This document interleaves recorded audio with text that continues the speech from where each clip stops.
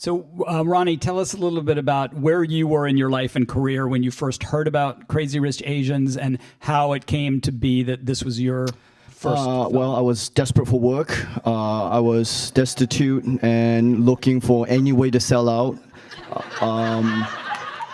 And thankfully, the right project came that offered the right amount of money, which in my case was anything other than zero. And they also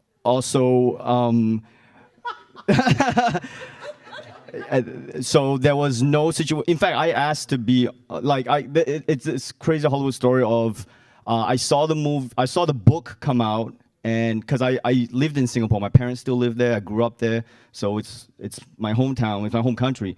And when the book came out, it started popping in America. It's not very often that a Singapore story starts popping in America, so it got on my radar.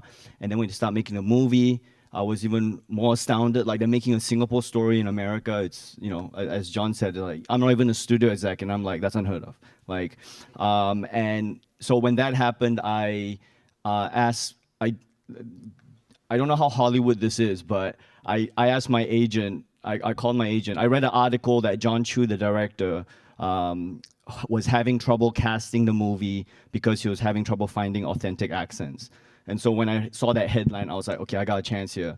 So I called my agent. I was like, listen, man, I will never pull this card. But if you get me an audition, I promise you I can book this. I promise you I can do this. This is the only accent I can do. It is now or never, man. Do you want to cash in? This is it. There will never be a second chance for this. Get me the audition. I promise you I'll book it. And then he got me the audition, and then I'm in there just whatever, you know. I go off book for the first time like a professional.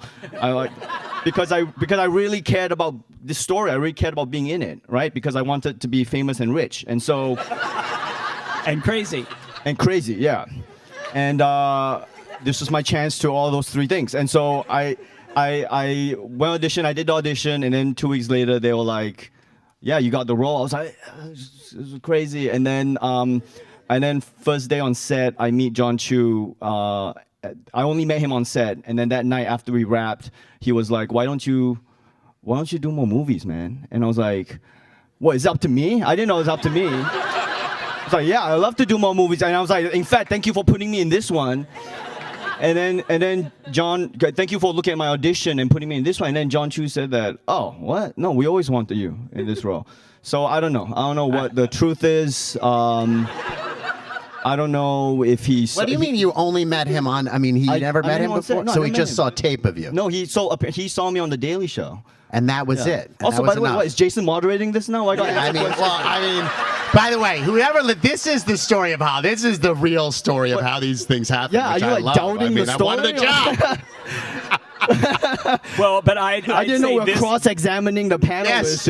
Yes, that's in my contract. Yeah. Yes. Well, and by the way, when you met Spike Lee, yes, Ronnie, tell them your business model now, moving forward. You have a very strong business model for your future. Oh yeah, my business model now is I told my agent I will only do $200 million movies with all Asian casts. That's the only. Anything less than that is a hard pass. And I think we've changed the world. Because that'll be the sequel. Yeah, because thanks to us, I'm not sure if you saw Jurassic Park: Fallen World, but all the raptors in that movie were Asian. So, and I think it's because of what we did